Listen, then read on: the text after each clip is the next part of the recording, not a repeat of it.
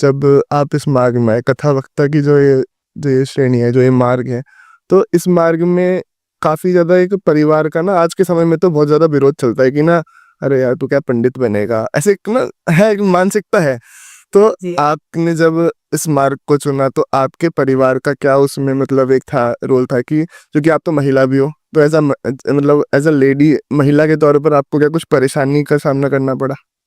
देखिए, इस बात में 2 चीज़ें हैं। हुँ। आज तो बहुत सारे ऐसे पेरेंट्स भी हैं, हमारे पास बहुत फ़ोन आते हैं, बहुत लोग अपने बच्चों को लेके आते हैं हुँ। कि इनको कथावाचक बना दीजिए। और बहुत सारे ऐसे आपने भी देखे होंगे, छोटे-छोटे बच्चे हाँ जी, हाँ जी, हाँ जी। सीख रहे हैं, बहुत अच्छी बात है। लेकिन जिस समय हमने प्रारंभ किया था, उस समय कोई टीवी पर या मोबाइल उस समय नहीं होता था, तो कोई ऐसा भी नहीं था कि सोशल मीडिया पर ये सब चलता था जिसको देख के हमने प्रारंभ किया। हुँ। और एक और चीज़ स्पष्ट कर दें, हमारे पूरे परिवार में हमसे पहले और अभी तक भी कोई भी कथावाचक नहीं है, कोई भी इस क्षेत्र में नहीं है, कोई भी सत्संग में नहीं है। हाँ, धार्मिक गतिविधियों में सब हैं, लेकिन कोई भी कथा व्यास नहीं है। हुँ। तो हमारा जो ये था, हमें लगा कि ईश्वर ने ही इस कार्य के लिए हमें नियुक्त किया है। और भगवती पीताम्बरा माई, पीताम्बरा पीठ दतिया, तो वहाँ हम बचपन से जाते थे। तो भगवती पीताम्बरा माई की बहुत बड़ी कृपा हमारे ऊपर रही। और चूँकि 9 वर्ष की अवस्था में कुछ भी बोलना, और उस परिवार से जहाँ कोई बताने वाला नहीं था या सिखाने वाला नहीं था, तो हम मानते हैं ये ईश्वरीय इच्छा से ही ऐसा हुआ।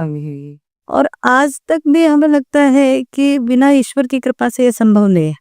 कथावाचक तो बना जा सकता है, कथा व्यास नहीं बना जा सकता।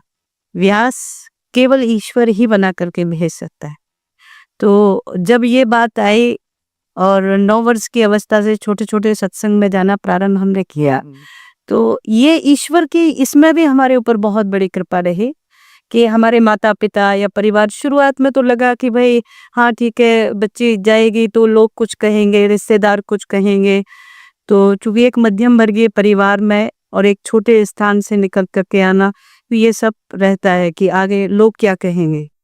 लेकिन हमने अपने परिवार के सब लोगों को बिठाकर एक ही बात कही, यदि हम गलत रास्ते पर हैं, तो आप हमें वापस करिए, और यदि हम सही रास्ते पर हैं, तो आप हमारा साथ दीजिए।